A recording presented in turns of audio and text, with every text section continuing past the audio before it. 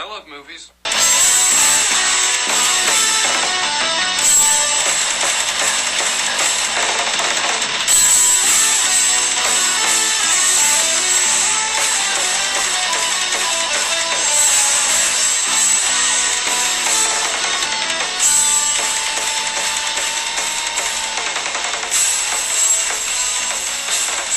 Hello, and welcome back to the Mad Cinema Show.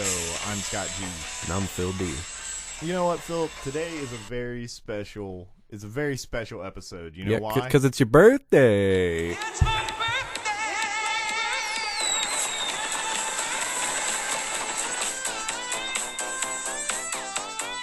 All right, enough of that. But another reason... You might have to overdub that. Yeah, it's fine. I'll just pull it, just whatever. Splice it in there. Splice it in there.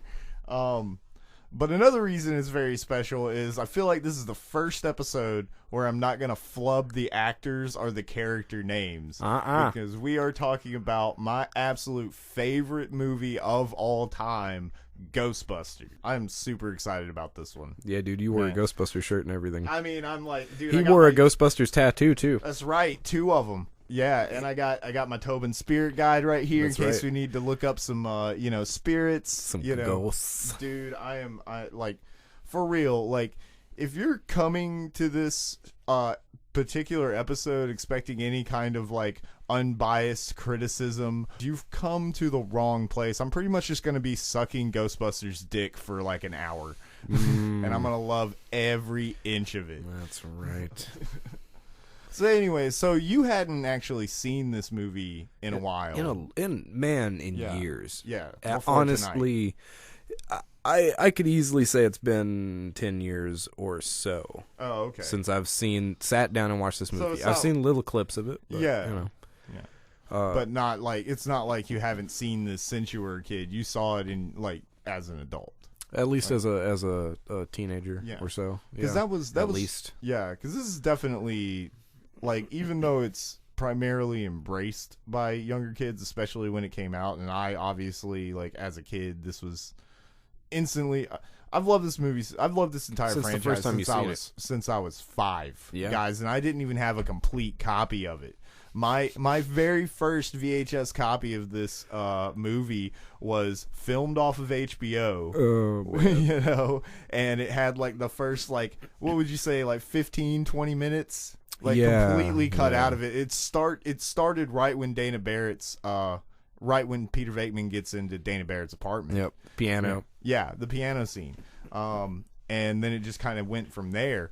But it was really funny because like when I was like 8 or so, I went to Blockbuster and like rented Ghostbusters, and it was like you said, it's like my own personal extended edition. Yeah. You're like, wow, did you know about all these extra scenes? Yeah. You mean the beginning of the movie? Yeah. It was mind blowing as a kid. It's like, oh, there's all this other stuff happening. And your parents are going, yeah, what the fuck are you talking about? Yeah, of course. It's always been like this. No, you don't understand. Needless to say, this movie is very near and dear to my heart, and honestly this entire franchise. Okay. So seeing it this time, what are your thoughts, Phil? Okay, it's the humor holds up. Absolutely. I'm surprised at how well the humor holds up, to be honest. It holds up a little bit better than other old Bill Murray movies. Yeah. I watched Caddyshack not terribly long ago, like maybe a year ago. Yeah. And I was like, you know what? Bill Murray isn't even that funny in this movie. Yeah. Chevy Chase is funny. Chevy Chase is like the breakout from that movie. He's kind of the whole reason you watch Caddyshack. Bill Murray isn't. And Bill Murray's okay. And then, Stripes. Bill Murray is silly, but that movie sucks. Yeah, that movie's real bad. That movie fucking sucks. Yeah. You know? And it's not that funny. Let's see. What else? I haven't seen Meatballs in forever, so I can't really speak to that one. I don't even remember Meatballs. But my point is that like this movie, larger than life, man. That one still holds. The Elephant movie, Scrooged. Oh, dude, Scrooge. You know, is still like good. there's a bunch of really great Bill Murray movies, but but this one I really was expecting to just at the jokes, and instead I was laughing. I was actually laughing. It's hilarious. It's really still funny. Yeah, they're still really smart. His delivery is so good. Yeah, and somehow he's, not the idiot in this movie. No, he's not. They're like, none of the characters are like the idiot, like the just absolute goofball. The person that comes closest to that is probably Ray Stantz. Ray is the closest, but he's more childlike than just straight idiot. Well, he still has that like sense of wonder about everything that he's doing. Oh, look at the pole! Oh. I love that. Yeah, I love that. I was about to say I love that scene, but I love this entire movie. Speaking of the whole time you just go, and I love that scene, and I love that scene, and I love that scene. Why don't you marry it? I would. It's not legal to marry a film. It's not legal to marry a film. We're pushing boundaries. Right. I haven't made this a law yet. What is it? Cinephiles' rights to marry. Yeah, come on. Okay. Why can't I marry a film? But anyways, I'm marrying Who Framed Roger Rabbit. Oh, I don't mean I'm marrying Jessica Rabbit. That's not what I mean. No. The entire film. Who Framed Roger Rabbit. That'd be an interesting ceremony. Yeah. Yeah, I'd have to get what's his name? Bob Hoskins. Bob Hoskins. Oh. You'd have to get Bob Hoskins' What are you corpse. bloody talking about? Yeah. Somebody's married a fucking film from 30 years ago. Yeah. I'm not giving it. Nice. But, so let's talk about the characters. So we got Peter Venkman. He is really a sleazeball. A sleazy fucking bastard. Dude, he's basically like used car salesman meets shitty magician. It's really funny you mentioned used car salesman because that line, and this is going to happen a lot in this episode too, guys. Just be prepared. The line that Dana says, you're more like a game show host, was originally written as you're more like a used car salesman. Oh, yeah, okay. Which he kind of is. Yeah. Facts. Yeah. We got him. Facts. Well, that's what we were saying, too. They saved every one of us. The facts. Yeah. Facts. Gordon. But yeah, we were saying that earlier in the film that he's pretty much serves as the PR guy for the Ghostbusters. Yeah, he's the face of the Ghostbusters. Pretty much. And it's funny because he's serious about his job and he's totally serious about the situation with the handling business. Right. But at the same time, he'll say whatever the hell he wants to. Exactly. He's not ashamed. At all of nothing, dude. Of anything that he does in this entire movie. Well, and that's another thing. Like the introduction of Peter Venkman sets him up as this because in any other movie he would have been the flawed hero that needs to learn a lesson to defeat the bad guy at the end. But that's the thing with all of these characters. They pretty much don't have arcs. No. Yeah. They're just characters. They're just there. Yeah, they just start out the same way that they end the movie. So, okay, let's talk about the beginning there. Remembering this movie, I was like, oh yeah, Venkman's just a dick. Yeah.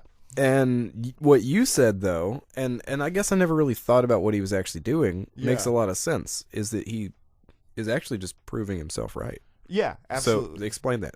Okay. So the way that the intro scene is set up is Peter Venkman is conducting an experiment as it pertains to the negative reinforcement on ESP ability. Basically, if you're mean to somebody, they get psychic. Yeah, exactly. To be super reductionist. Yeah, absolutely. And he's kind of fucking with the dude, constantly shocking him, telling him he's getting the cards wrong, which, for the most part he was. And he's acting like this blonde is getting every single thing right. Because he's hitting on her. Yeah. But he's also providing negative reinforcement to that guy. Exactly. Yeah. Yeah. And by the end, he says, a couple of wavy lines. His ESP worked because he kept getting shocked. Mm-hmm. Yep. And plus it just ends the best way. You can keep the $5. I've had it. Love it. Yeah, man. That's good. But then we get the introduction of Ray Stantz, and he immediately just sets himself up as the more energetic, the more, like you said, the more childlike member of the group. He gets real excited. Oh yeah, yeah. He's that kind of guy that as soon as you mention something that you like to him, then he's like, oh. Like, oh, shit. What about this thing? Whoa, we could do this thing. Man, I shouldn't have opened that up. It's a can of worms, man. Can of worms. And then Egon also, when you first see him, you kind of see who he is because he's measuring the bottom of a desk. Yeah. Who's this fucking guy? What's he doing? And then he tried to drill a hole through his head. Yeah, it would have worked if you hadn't stopped me. Yeah, like that's a great line. That's a fucking. This whole movie's quotable, dude. That's a Rick line right there. Yeah, it would have worked if you hadn't stopped me. Morty, well, if you hadn't stopped me, then I would have been able to drill that hole. Yeah, total mad scientist, man. Absolutely. And he's theoretically my favorite. You know, Egon. Yeah, I really like Egon. Yeah, I have said in the past that I think Ray stands as my spirit animal. Yeah, but I do Egon's really so cool. like Egon. Egon is super rad. He stays super rad throughout the entire franchise. Yeah, yeah. Even the far less superior second movie did Egon right. Yeah, you're right. With his gadgets. Yeah, dude, just Harold Ramis is just great. That is his like role. That is the role that he will always be known for. Yeah, or the dean of admissions on Orange County. Oh yeah. Well, when he gets all high. Who remembers Orange County? For real, I forget about that show until someone mentions it. I was like, oh yeah, that was a thing. I definitely like Egon's explanation of the grid. You know, of the like the containment grid. The containment grid. Oh yeah. Mm-hmm. And I like his Twinkie. The Twinkie conversation. Yeah.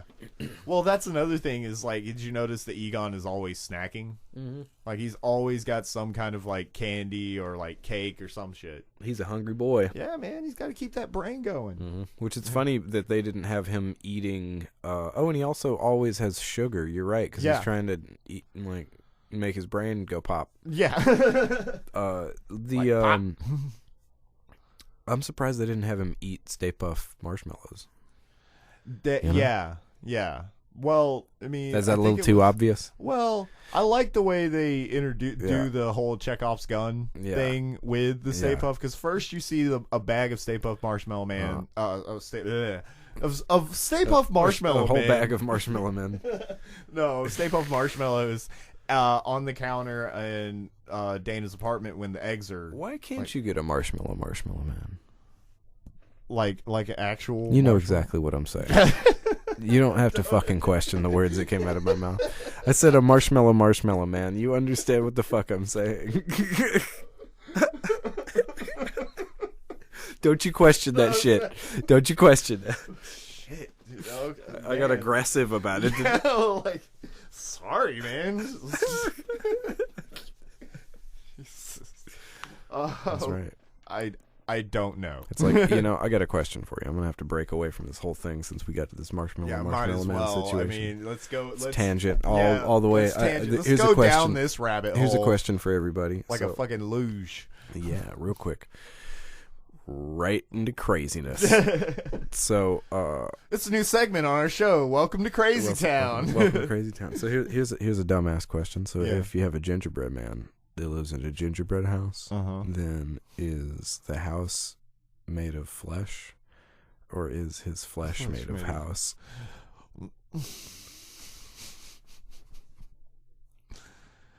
I feel like that was phrased as a riddle. With a house of flesh and the flesh of a house. Yeah. Sounds like some metal lyrics. Man, what's that shit that fucking Corpse Grinder says? This is the house of corpses. This is the house of death. Fucking Corpse Grinder. No neck, all chin. In case you guys don't know, go listen to Igor. It's IGORRR. Yeah, they're dope. Yeah, super good. Back to the movie. Back to the movie though. So what we got? We got the three main dudes down. So Winston. Yeah, totally, man. I love Winston's character. He's the everyman. He's the guy you can actually relate to. He's just the working Joe, man. It's like, oh well, he makes sense when he talks. Yeah, just trying to make a paycheck. Man. Just trying to make a paycheck. He didn't give a shit. I'll believe in anything as long as there's a steady paycheck. Yeah, he's totally the audience POV because you got to think by this point a lot of weird shit's happening. They need somebody to like come in and like be, it's all right, guys. A little bit more normal than Venkman. Yeah. Well, it works out. Well, okay, so this, and I'm probably going to bring up a lot of points that are made in this video that I really like. If you guys know who Bob Chipmam is, I'm sure you do. You probably know him better than you know us, But he did this really good, like, video on his series, Really That Good, about Ghostbusters. And not only do I agree with a lot of points made in that video, like I really like that video. It's very well made. Even the criticisms that he has are very well thought out. So like, and it just affirmed a lot of stuff that I had already been thinking. So I mean, yeah, check that out. I'll probably put a link of that in the description. But what was I getting at before I went to that? Winston, POV character. Your point. Yeah. Okay. So Eddie Murphy was originally supposed to be in that role. That's pretty widely known at this point. And the way MOVIEBOB Bob Chipmam puts it is just like you can't separate how much good fortune it was that they couldn't get Eddie Murphy in that role. Yeah, it would have been wrong for the feel of the movie. Yeah, like Eddie Murphy would have stolen the show. Like I hate to say that. Yeah, and then Ghostbusters would have just been regulated to like. Well, it's you mean that fucking Beverly Hills? You mean New York Cop with lasers? Yeah, that's what you mean. New York Cop with lasers. New York Cop with lasers. That Eddie Murphy movie, man, he's barely in it. Yeah, exactly. Yeah, they would have been angry because Eddie Murphy wouldn't have been enough. No, I like what's the dude's name? Ernie Hudson. Ernie Hudson. Yeah. Dude, I love Ernie Hudson. Man, what the fuck else is he in? There's something off the top of my head. Is Crow? Yeah, he's the cop in Crow. That's totally it. And he's been a cop in a couple other things. Was he in RoboCop? Was he in one of the RoboCop movies? I have this weird like. I don't think so. Okay. I don't think so. I think there's another movie where he's a cop, and I'm thinking it was the RoboCop movie. Maybe he's I don't know. But he's definitely the cop in The Crow. That's awesome, absolutely, because he's the one eating the hot dog. Well, and he more than anybody else does a lot of like conventions and shit. Oh, totally. Yeah.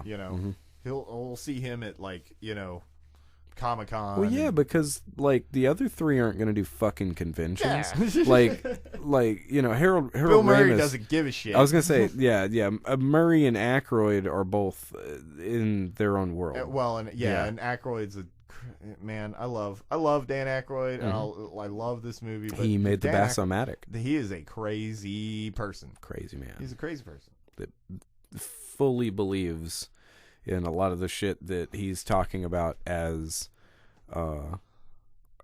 absolute fact. Yeah. No,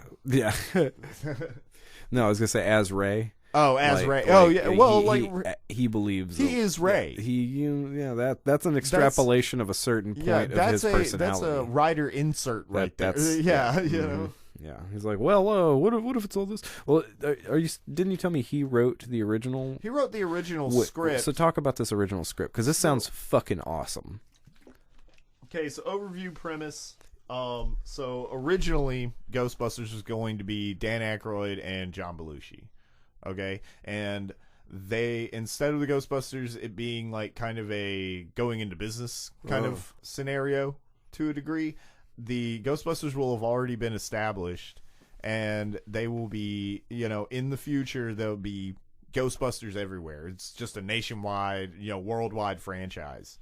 Okay, and somehow they develop time travel technology, and they come back to 1984 in New York when the Gozer shit happened to prevent it. Oh. Yeah. And the Stay Puft Marshmallow Man was actually supposed to rise out of one of the rivers, like the Hudson or something. Yeah. I think that's a New York river, unless we're just... Yeah. I don't know that much about New York. We need to learn our geography. I think that might be right, man. You might know something. Yeah, but then... I know like 5 things, dude. Yeah. But then Ivan Reitman and Harold Ramis came in and they dialed back the crazy. They dialed a lot of it back because, I mean, you couldn't, like, at that time, they were just like, we just couldn't This film was Dan Aykroyd's Jodorowsky's doing. Exactly. Like, he just threw everything he could at this project. Well, but plus, no bad ideas. Again, you know, like in Aykroyd's mind. I like my reductionist pitches here. So I mean, this one's just, you know, Blues Brothers in time with lasers. Yeah. So like Blues Brothers in time with lasers. Yeah, exactly. That's exactly what it would have been. Mm-hmm. But yeah, we definitely got a better, more palatable story, and still just weird enough to, I don't know, capture us forever. Capture us forever, forever. We are slaves to the Bustas. Oh, Bustin' makes me feel good. That's what my shirt says. For real. Phil can confirm. No, it absolutely does. It says busting makes him feel good. And it does. I do enjoy busting. If you know what I mean. Who's got ghosts? Who's got ghosts? So the next 3 characters, I guess, would be more supporting roles. So we got Janine Melnitz. Okay. Just going from the firehouse outwards. You know, Annie Potts. It's like I said to him, man. I know that, you know, Sigourney Weaver was supposed to be the it girl for this movie, but nah, man, it's Janine. And Sigourney Weaver is she's beautiful, fucking gorgeous. You got them legs, but Annie Potts. But anyway, so Janine, just kind of that like 1980s real generic. Like tough, sassy secretary type, but just pulls that role off so well. She has the accent perfect, and she knows how to lay. I think that's her actual accent. Well, she knows how to lay the sass on. Oh yeah, right. absolutely. I'll tell you that. Just a moment. Yeah, dude. You know, did you ever play that game Shooty Fruity? Yeah. Yeah, that's what it reminds you of. You know, there's a thing. Please try to shoot the fruit, not the store. Oh yeah. It's sassy New Jersey lady. Yeah, man, I love it. Too good. And the dynamic between like her and Peter is really good. I kind of hate that we don't get more than maybe like 2 scenes, like interactions with them. Yeah. I've quit better jobs than this. I've quit better jobs than this. All I know is I've been working for 3 weeks without any help or without any breaks, and you promised me you'd hire more help. Yeah, dude. Man, I'm getting rusty. Yeah, it's good. But yeah, I really like their interactions. I like the whole will they, won't they romance between her and Egon, because dude, she is just Egon all about that boy, and he does not care. He doesn't even see. Yeah, he doesn't see her. He sees the work. He's like, no, I'm not looking in your direction. Yeah. You're a distraction. Yeah. I can't right now. I got spores, molds, and fungus to collect, man. So, going out from there, Dana Barrett. Yep. So, she is our... She's the it girl, man. She's the thing in the movie. She's the focus, you know. She's the Yeah, well, think about it.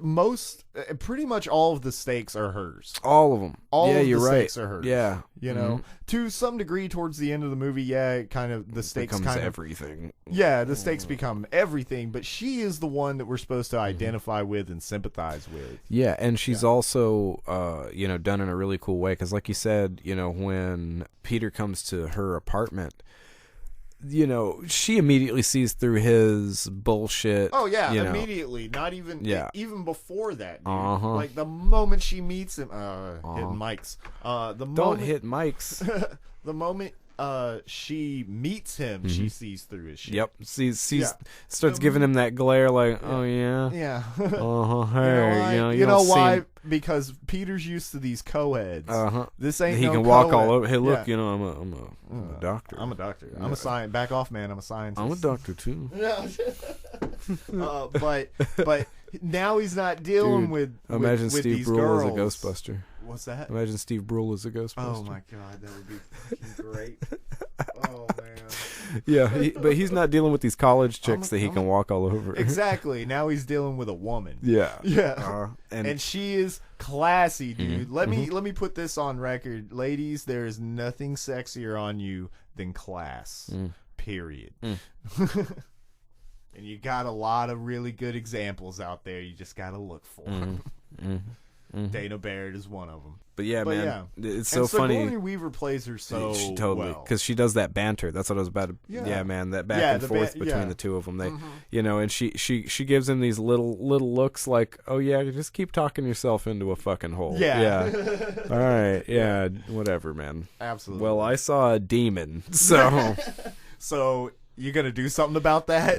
Yeah. And I also really like the way that, you know, they kind of play the trope of, like, you know, it's the handyman that comes over. Oh yeah. And she's complaining about, oh, well, you know, it makes a noise, and he goes, well, I don't hear a noise now. Yeah. You know, are you sure? Like it's you know, making noises now. Yeah, that's it's so it's like that trope of, like, you know, or like the mechanic, you bring your car into the mechanic, hey, well, it clicks. Well, when does it click? Because we drove it around, it didn't click. You're like, what? I mean, sometimes it clicks. Are you sure it clicks? Do you think something? Yeah, I heard it. I saw the demon dog in my fridge. Absolutely. Are you sure? You sure? Sure about that? Yeah. And it's so I like that condescending act that he kind of gives her, and then he immediately turns it into a, well, fuck it, maybe she's crazy, maybe she's hitting on me. Let's go for that. He's just trying to put on all of his moves, dude. He is trying really hard. He probably hasn't had to try that hard in a long time, and it bothers him. Yep. He's like, oh man, a challenge. An abject piece of shit. I love Venkman, but he's a shitty guy. That's probably the only thing that's aged poorly for this movie, is just that they'd be like, oh, this misogynist prick. Yeah. I totally feel you on that. And at that time, he would have been something to aspire to. Oh yeah. Look at that guy. It doesn't ruin the movie at all, but goddamn, like, some of this shit. That's a man scientist. Yeah. Yeah, it's a man about town. No, he's a prick. He's definitely a prick. And he's a little condescending and disrespectful to her at the beginning, but I also like it that, you know, very quickly he's like, oh shit, she was serious. Yeah. Oh shit, you know, and it's not like he doesn't help, you know, so there's that too. He just is a prick. That's all. No. But you know, the other two are embarrassed by being around him a lot of the time. Sometimes he says the right thing. I think a lot of the time. But I think he's embarrassed about being around them all it's the mutual. time. Yeah. Yeah. I think really Egon doesn't care. No. Let's just talk about he just wants to be in a place to where it is the most efficient for him and most logical for him to run his experiment. That's it. How long do I have to listen to you talk so I can go back to work? He is a man of science. That is what he is. And Twinkies. And them sweets. My boy got a sweet tooth. Sweeties. Speaking of Venkman being a dick, there is a bigger dick in this movie. Yeah. In the form of Walter Peck. Dude. Pecker? Oh, Pecker. Dickless. That is a fact, sir, that he has no dick. Yeah. Love it. Just what I heard. That's just you just had that. You had to throw that in, dude. But yeah, William Atherton is phenomenal as Walter Peck. He's such an uptight fuck. He's one of my favorite. You can see the stick up his ass. Absolutely. You can fucking see it. Visible. Yeah, dude. And the thing that I brought up to you is just like, Walter Peck's kind of a dick, but he's not wrong. No. I mean, like, they do have, like, literally a nuclear, like, atom splicing facility in the middle of a large metropolitan area. There probably should be some form of regulation on that. Yeah. You know? Like, at the very least, someone needs to come check that shit.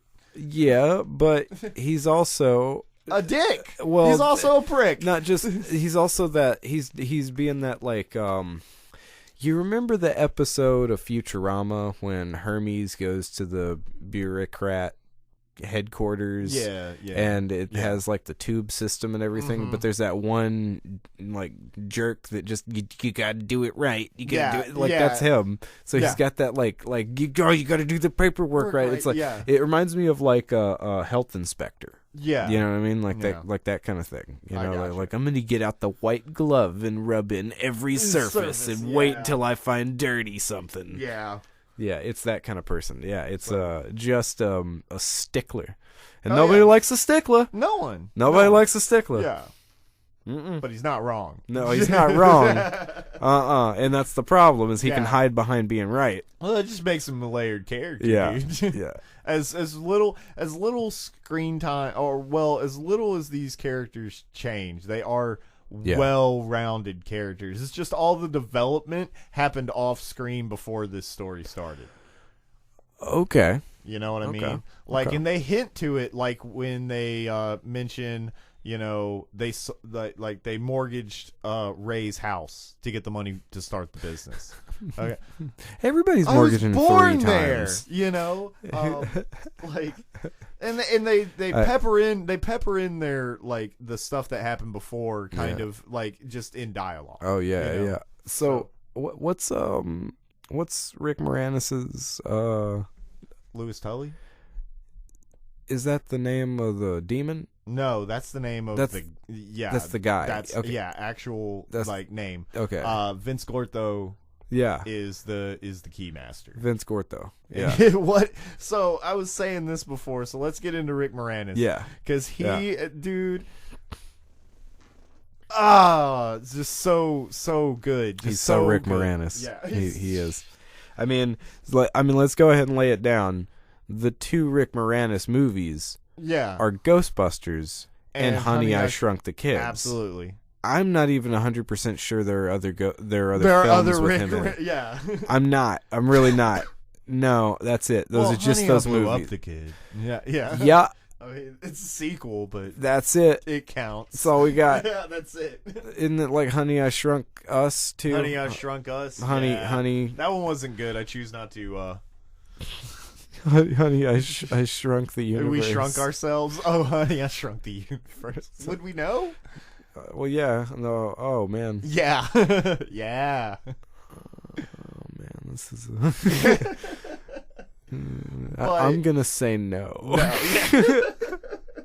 So, but no, and Louis Tully is just a sweetheart of a guy. Yeah. He's kind of a blabbermouth, but he just wants to be your friend. Well, at first, you think he's trying to get with Dana. You're like, she's the hottie he's trying living down the hall, you know, and he's just trying to get a little piece, and like when he has the party, you realize that he's just networking, and he's really just trying to get anybody to come over possible to his party. Absolutely. Apparently as many people as he can to make it to where it's a tax write-off. Exactly. He's doing it as a promotional expense. The shit that he says is fucking hilarious. Oh man. Yeah, absolutely.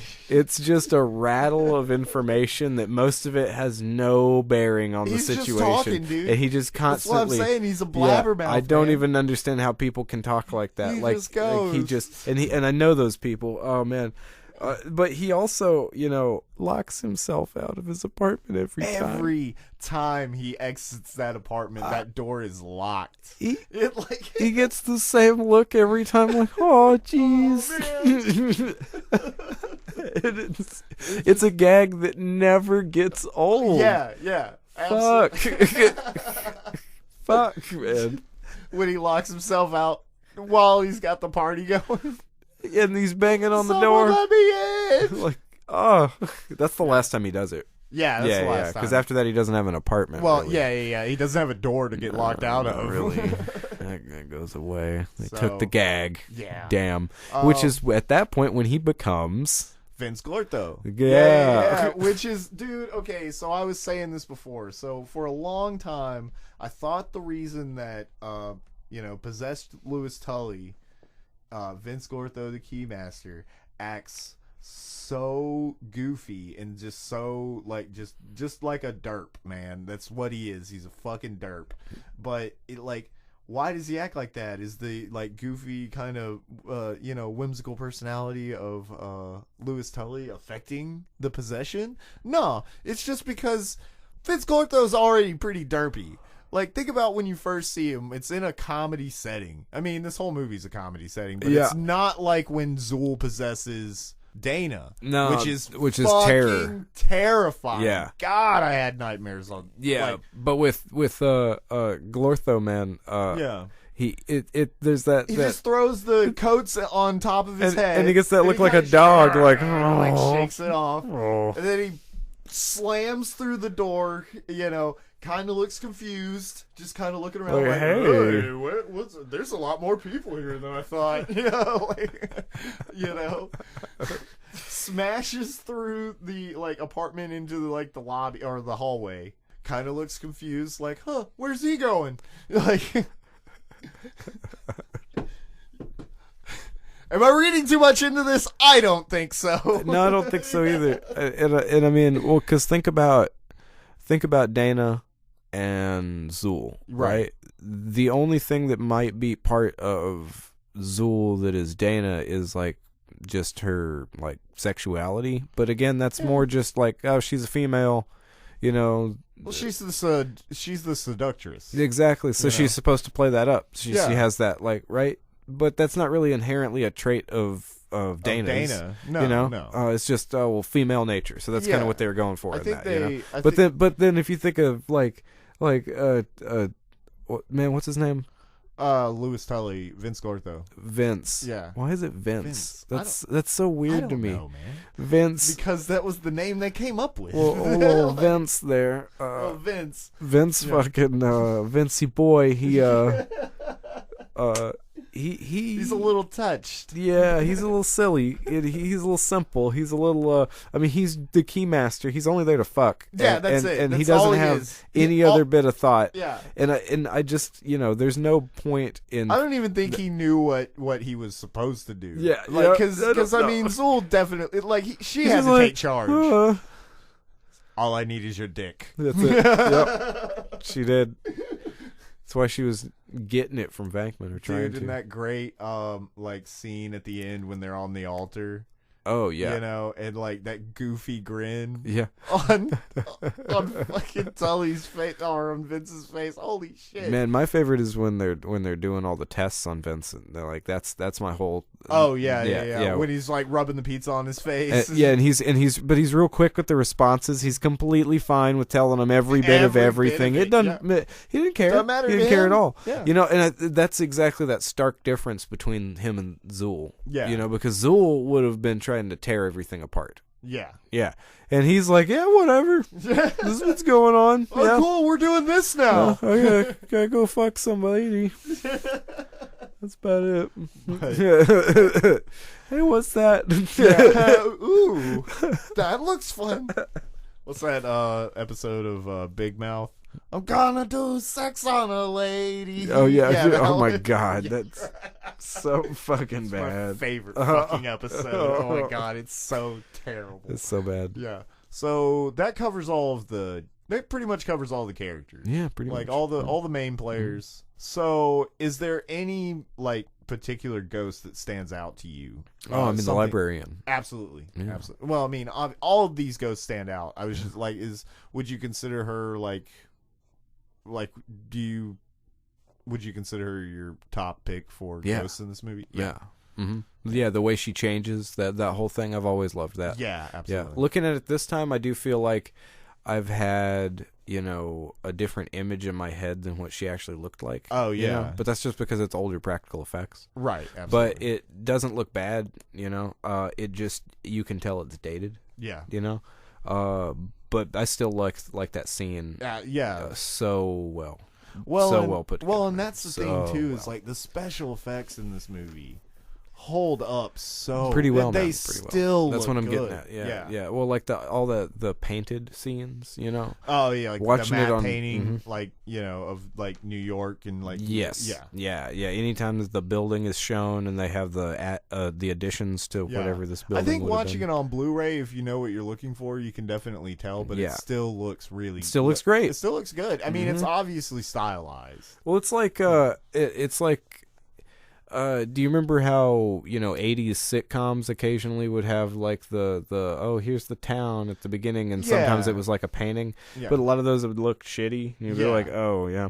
Well, this is not that. No, not at all. This is that like that is a painting. Yeah. Oh, okay, yeah, and it's only like a couple of elements that you can even tell. Well, when you pull at a back, glance. Pull back from the apartment building. Yeah, that looks so cool. Like I think it was from like they added like another almost like 30 stories. Oh wow, to it. Yeah. So like from where Dana Barrett's apartment, like because you see that scene when they're walking around in the apartment. Yeah, totally. And it pulls back up to show the whole building from where from where you see the hole in the building up. That's all like matte painting. Oh wow! Okay. Yeah.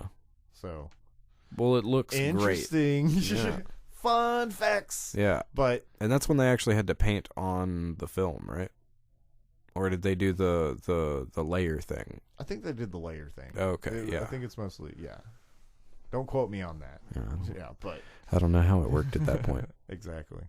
I really like the driver. The driver ghost. Oh yeah, he's fucking iconic. Totally. Of course, Slimer. Mm-hmm. I mean, he's the breakout star. Yeah, he really is. He's the breakout star from this movie. He's just with everything. He's the reason for the cartoon. Yeah. Yeah. A lot of it. Mm-hmm. Yeah. So I mean, we've pretty much gone through the movie. For the most part, yeah. So let's talk about the other things. Not the second movie, but what else? What else you got? Because I mean, I had some really cool toys. Well, you about to say, how about you start and go through, all the other stuff that you had. Well, I had some really cool toys, or even what was your experience growing up with? Okay, well, definitely the first movie, but funny enough, I think I watched the second movie way more when I was a kid. Yeah? Yeah, and what the fuck is the name of the guy that's like Vigo's servant? Janosch. That guy. Yeah, he's the Dragon Slayer kid. That's that dude. Yeah, totally. Okay, gotcha. Yeah. And he's great. Yeah. That movie gets a lot more shit than I think it deserves. The second one? Yeah. Okay, or Dragon Slayer, because I love Dragon Slayer. I mean, both. Yeah. Yeah. Mm-hmm. I don't think Dragon Slayer gets quite as much shit as Ghostbusters 2. It shouldn't. But again, this is not a biased opinion, guys. I love everything Ghostbusters. Everything. Well, so everything. I had a handful of the toys because that was definitely something that I really liked. And was it the new Ghostbusters? Is that what the cartoon was called? No, the real Ghostbusters. Real Ghostbusters. Yeah, and that's then they had Extreme Ghostbusters there. Oh yeah. Yeah. Later in the 90s or early 2000s. With the kids. Yeah, the kids, totally. And that was fine. I had both of the NES games. Yeah. Which the second one is impossible. And I'm not saying that as hyperbole. Yeah. Well, the first one's pretty impossible, dude. Because I mean, they're not good games. They're not good games. I have them. I have them for collection purposes, but I do not play those anymore. They're not good games. I mean, just the staircase in the first movie. Oh, dude. Fuck that. That is absolutely impossible unless you have a Game Genie. Full stop. Man, that fucking game. Both of those games. Bad games. Bad games. Don't play them. Potentially made me dislike some Ghostbusters a little really? bit. Not really. Not really. Fuck Ghostbusters altogether because of these stupid games. I don't even want to hear it anymore. What else did I... see, I always wanted one of the Proton Pack toys. Yeah. But I never got one. So I was one of the, I would build things and have a proton pack. I did the same thing. I mean, later on in life, I found one at like a thrift store. Yeah, but you take an old vacuum and you put it on your back. Yeah, or like we just the way we did it is we just stuffed a backpack full of like pillows and clothes, and then we took one of my sister's curling irons, and that nice. Yeah.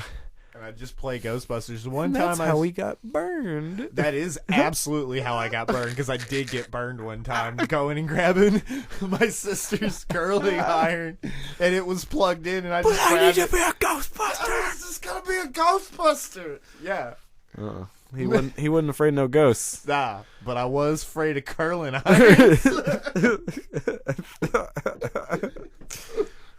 Man. Ghosts I can handle. That's fucked. High temperatures, not so much. Scott squeals. I mean, it probably did sound like that. Dude, fuck that. Yeah, that would suck. But yeah, that's a good idea as the handle. Yeah. You know, get your curling iron. Curling iron is my neutrino wand. Yeah. Because you have it's the proton pack. Yeah. And the wand is the neutrino wand. Yeah. Yeah. Mm-hmm. Yep. So, there you go. More facts. Yep. I can do this all day, guys. Yep. You have no fucking idea. So yeah, did you ever see? So we'll go through it. Any other games? Did you ever play the new one? The one that was on like Xbox, PS3. Yeah, I think you can get it on Switch now. I did not play that one, but that one was supposed to be basically the third movie, right? Yeah, it's as close to a actual sequel to that we've gotten. Okay, you know. Yeah.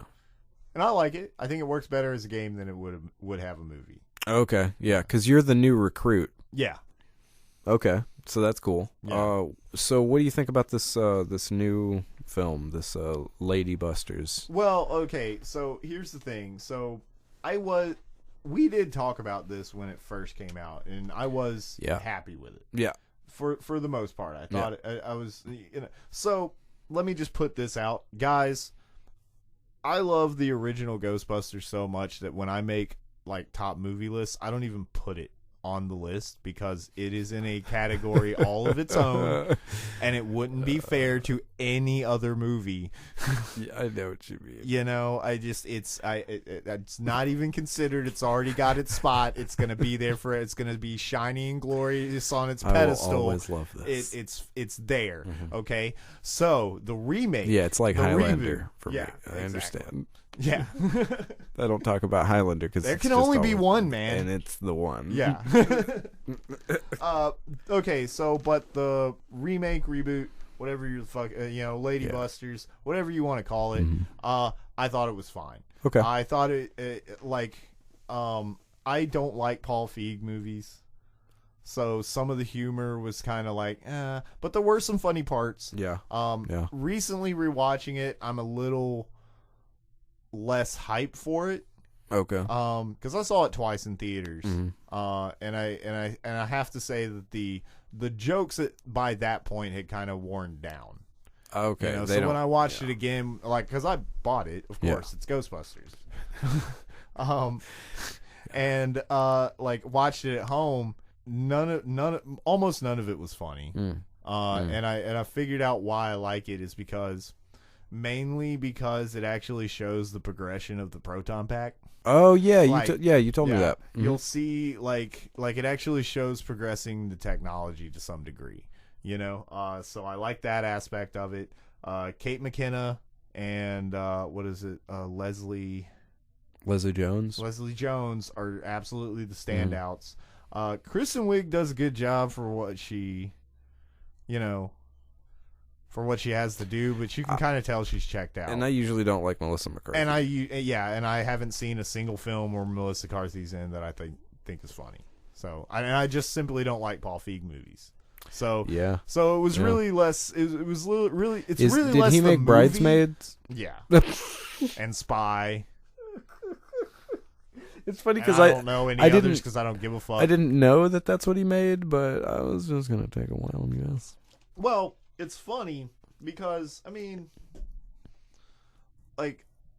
I think it's more the like creative like aspects of that movie are really like the creative team for that movie, and like, you know, what that movie like stands for. Like, I'm not down on this movie because they changed all the Ghostbusters into ladies. Fuck that. I'd love Lady Ghostbusters. They're great in the comics.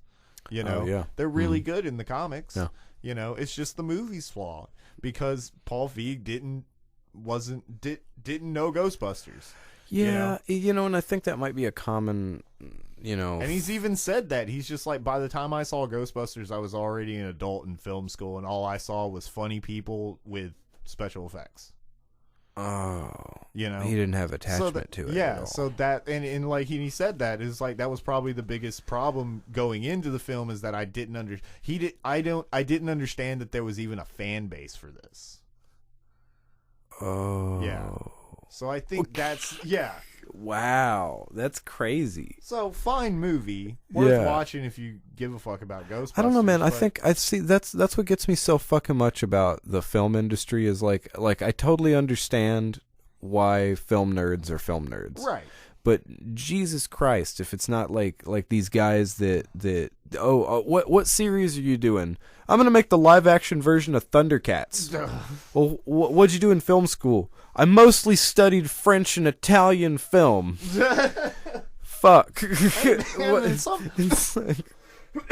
Well, and sometimes it works out. Yeah, man. Sure. I'm just saying, like, a fresh perspective, but I just man, like. What's this I'm guy's sure name? Paul Feig is a good person. Yeah. And is a good guy. Nothing to him personally, but I fucking hate your movies. Quit making them, please.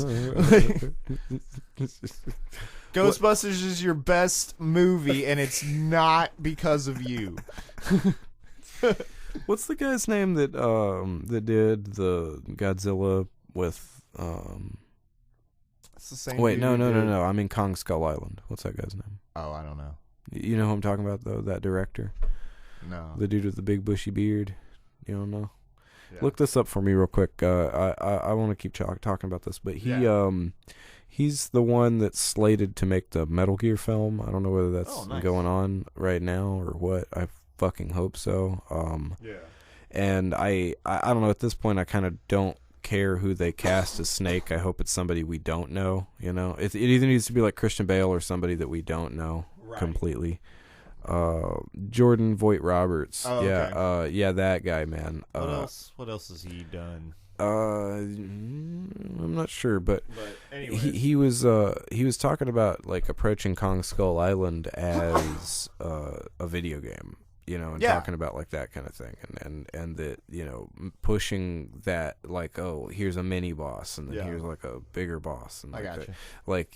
And he started talking about doing this Metal Gear movie, and he was basically saying that as soon as it was a potential for him to write one, he fucking jumped up and started making a treatment and started going, oh man, you know, and I'd love it if we get Gray Fox and get to blah blah blah, you know. Right. And those are the people that need to make the fan movies. Those are the people that need to make the movies that are a hey, this is a throwback to a group of people. Yeah. And it's insane to me to think that somebody would go, oh, well, nobody cares about this movie that had some great fucking actors in it. Yeah, because it comes down to, we have this property, we have to make a movie, like. And they asked a director, "Hey, you want to do this?" Yeah, exactly. You know, which is fine, because sometimes that turns out okay. It's but do a little research on the on your fan base. Do a little research on your fan base, dude. Exactly. It almost feels that way a little bit with like J.J. Abrams with Star Wars. You know, it definitely isn't a, hey, I didn't realize there was a fan base, but he's just more going, I mean, it's a Star Wars film. You just make a Star Wars film. Yeah. So then he made... You just throw all the Star Wars stuff in it, and it works. Do that, right? This is the Star Wars mix. This is how I make the Star Wars biscuits, right? Yeah. Did those Star Wars biscuits come out okay? Huh? What do you think? What about the Star Wars gravy? You forgot the Star Wars butter. Yeah. You forgot the fucking... but that's all I'm saying, man. They forgot the Ghostbusters gravy. Yeah, the ectoplasm. Exactly. That's all it is. They just forgot the Ghostbusters gravy. They forgot movie is fine. Yeah. They just forgot the gravy. Yeah. That's my point. And that's what a lot of these movies coming out seem to be. And that's really what I was trying to get at with this one, is that it seems like a lot of the movies where they try to touch on older franchises miss the gravy. Yeah. They don't have the special sauce. They don't have the thing that made the old one. Like, hell, let's talk about that fucking RoboCop movie. Oh yeah. Okay. You've seen the new one, right? The new RoboCop is perfectly fine. It's fine. It just doesn't have the gravy, man. If it wasn't called RoboCop, if it was just here's a thing, and actually the way it would work is if RoboCop had never existed, and then this one came out, then people would be like, "Dude, that's a cool movie." It was kind of hype. Yeah, it had good moments. Like RoboCop looked cool, except for he had a weird posture. But he had weird posture. Weird posture. You know, it's hard to make robots that don't have weird posture, as I'm finding out. Oh yeah. Okay. But the point is, though, that gravy, man, they didn't have the special feeling, and well, okay, so Blade Runner, something we've already talked about, right? That had it. Yeah, it had some gravy on it. That had it. They might have changed the recipe, but you were like, "Oh, I see. Okay," right. You know, it didn't just completely abandon the feeling of the original. Right. It didn't, you know. Well, hopefully this next Ghostbusters will not forget the gravy. So who's writing it? What's his name? It's Ivan Reitman's son. Okay. So let me look this up. Lil Reichman. Yeah, but it looks cool. I have high hopes for that one. You know, maybe it'll be good, maybe it won't. Hope it's good. That's really all I have to say about that at this point, because I don't have a lot of information. And that's all I have to say about that. That's all I have to say about that. Annie Potts is going to be in that one. Jason Reitman. Jason Reitman. Who's playing Annie Potts? Annie Potts. Janine. Oh. Janine's in it. Oh, wait, she's actually in it. Yeah, that's what I was saying. It was like Annie Potts is playing Annie Potts, dude. She's playing herself. Man. Playing Annie Potts, playing Annie Potts, playing Janine Melmans. This is deep. Yeah, there are layers to this.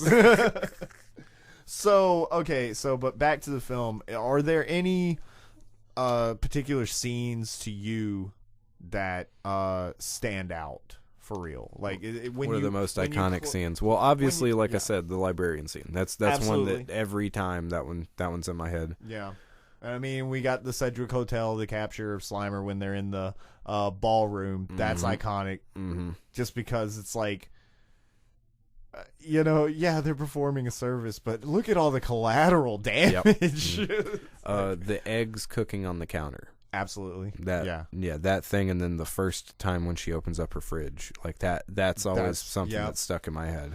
Dude, and that scene when she's getting possessed, dude. That one it's so good. Yeah. That one will always stick in my mind because, I mean, as you got to understand, dude, I wasn't supposed to see this movie when I did. Oh, yeah.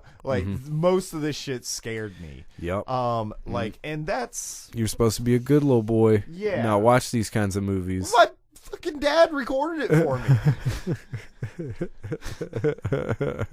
That's what my fault. I was desensitized to all this shit at a very young age. Oh man.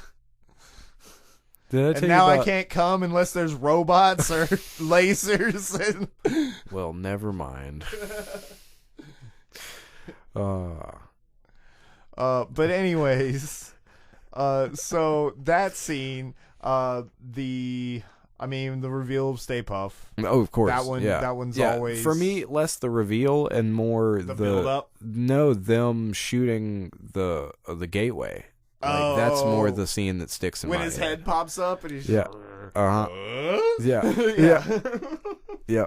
I love that, man. Yeah. You know? Yeah. But yeah, her floating in the air, that's always one. Above the bed. Yep. Yeah. Mm-hmm. Dana Barrett. Our Zool floats. Yep. Yeah. That's some really good banter that whole time. Yeah. All right, time to make a rule. Never get involved with possessed people. Yeah. Oh, it's more of a guideline. It's more of a guideline. He's just talking himself into doing it. Yeah. Like, well... No one would know. No, good Peter. That was you did a good thing there. He really did, man. He really did. Yeah. But let's see. The scene as like the gatekeeper and the keymaster are walking up to the right after that whole scene, dude. When he comes in and like the so door good. falls down, so and good. Zool's just like chilled out. I think when when Vince talks to the horse. Oh yeah, that's one of my favorite. That one's great. Yeah. It's how to make new friends. Yeah. It's how to make new friends with Vince Glorto. Yeah, him getting chased outside of the restaurant too is another one. when you're in the POV of Zool, the exact or of Vince. Oh yeah, the terror dog. Vince as the dog. Yeah. They're called terror dogs. Terror dogs. Yeah. They are. Hold on. Whip out the book. Let me pull this out because this is another thing I love about this entire franchise is just the way that they classify the ghosts in a very, very scientific way, and it just sounds like a bunch of random shit. So, Vince Glorto and Zool are Class 7 full corporeal possessors. Yeah, but they are, primarily referred to as terror dogs. Yeah, cool. Yeah. Yeah. So the Hounds of the Baskervilles. That's right. Thank you, Tobin's Spirit Guide. Yeah, that thing's pretty cool. Yeah, I really like this. Like this book, Tobin's Spirit Guide, guys. It's got really good artwork in it. Look it up. Get your own book of shadows. Yeah, right. I'm not promoting this because we're not making any money, but yeah, this is a cool book. You should look at it. But that's what we should do. Get an Amazon affiliate link. Absolutely. So that one of these days, man. When 4 people want to buy Ghostbusters. When 4 people want to buy Ghostbusters. Yeah. We'll get that. The whole scene with Ray talking to Gozer. Yeah. Yeah. That all of that. But like my favorite line in this entire movie has always been when right after that, when Winston's kind of giving him shit. Yeah. Yeah. Ray, when someone asks you if you're a god, you say yes. Like I always love that shit. I love his explanation to Gozer. His long-winded, basically that you're committing a bunch of interdimensional crimes. Yeah, if you could just please go to an adjacent dimension. The nearest parallel dimension. It's real good. That ought to do it. Thanks very much, Ray. Yeah. Yeah, that was it. That was the winner. That was what you say. That'll work. But okay, so really quick, we need to go through this because I also really like the IDW comics that have been coming out. Oh, see, I haven't seen any. Yeah, yeah. One of my favorite comics ever. It's Ghostbusters meet Ninja Turtles. Oh, yeah, whoa, yeah. That one's really good. Cool. And then they have the Ghostbusters International. Also running. You were talking to me about that. Yeah, which is really cool because it's like Ghostbusters in other places other than New York, which is, I don't know why they don't do that for the sequels, like actually start a franchise. I mean, the fans, fan movies are about that. You know why, man? And, I don't want to offend anybody from New York, but New York loves itself. Nah, that's why. And anything about New York, they're like, "Fuck you! You can't take it. It's New York." And they're like, "Well, I don't want to fight New York." So yeah, I guess really don't. Well, I guess nobody wants to fight New York. You can keep it. Yeah, nobody wants to fight New York. The International and the the comics. So there is the first panel. Yeah, or the first couple of panels of the IDW Ghostbusters comic, issue 1 is Ray stands on a talk show, and okay, sorry to get so Ray stands on a talk show, and they go to the floor for questions, and his first question is Gozer in the audience standing up asking if he's a god, and you see the thought bubble. It's like, I remember what to do here. Yes, what the fuck. So he just gets blown away. Is that a dream or something? I think it is. Okay, that's hilarious. Does end up being a dream. That's really good. But I love that they open on that. I'm just like, yes, dude. The IDW comics are really good. Okay, like I'm really into those. And you said you're getting them? Yeah. I've gotten a couple of trades. Okay, like, you know, the few that I've been able to find. How many are they on? Do you know? I don't know really. I'm keeping up with them, but I'm not keeping up with them like super hardcore. Like I'm kind of trying to wait for. It was like eventually they'll do a compilation, please. Yeah, you know, like, just let me buy a bunch of them at once. That's all I want. So you know, that's actually one more thing that I'd like to talk about since you brought it up. Not being afraid of ghosts and all. You know. Yeah. The song, man. Oh yeah, Ray Parker Jr. Yeah, dude, this entire soundtrack. Oh well, yes, this entire soundtrack, but the Ray Parker Jr. situation, absolutely, is one funny. Of the seriously probably one of the most iconic '80s like movie songs ever. Again, you know, another movie that the theme song is about. The movie, okay? Yeah. I don't know why the fuck we got away from doing this. Why don't we do this anymore? Come on, guys. Like, even shitty movies had that. Yeah. You know? It was about the movie. It was like Once Bitten. Yeah, absolutely. I watched that the other night, too. Uh-huh. Yeah. Real good. You saw what I meant? It's fucking Cleavon Little. Yeah. Dude, and he's a catty bitch. And I love him. Dude, he's so catty. And he has those jockey pants for some reason the whole time. What's up with that? You know, he's classy, man. He is classy. You're right about that. But Elmer Bernstein was the composer for this soundtrack. Yeah, so okay. And you said he also did Black Cauldron. Oh, yeah. That's really cool. I think that was the only other thing that I saw that he did that I was like, oh. Well, I like Black Cauldron. I do like Black Cauldron. Probably my favorite Disney movie. Yeah, he also did Wild Wild West, though, so. The beginning of the. Oh, damn. Yeah. So. Man. We know what Big Willie did to that. No, man, the Ray Parker Jr. thing, though, about how, so, you know, initially this, the bass line, it's very, very similar to I Want a New Drug. In fact, it's so similar. I Want a New Drug. Yeah, you know. It's right there, man. Now, I like to think of this as fact. I can't cite any sources, but the rumor is, and the most likely truth is that because we know that Huey Lewis and the News were originally going to write the Ghostbusters theme. Yep. They didn't do it for one reason or another, so they got Ray Parker Jr. and they just kept the bass line and then created the Ghostbusters theme. Yeah, so that's the running theory, and then once they created it and then put it in the movie, after that, Huey Lewis and the News was like, "Yo, fuck that! You used our bass line." Yeah, and then Ray Parker Jr. couldn't use the original bass line for the song later. Yeah, right? Isn't that how that happened? Because the bass line's still. Oh, it's slightly changed. They had to change that shit. Yeah, that's what I'm talking about. Yeah, so that's what happened. Is basically. Huey Lewis and the News came back on him. They were like, "Oh, hey, yeah, we never sold you that bass line.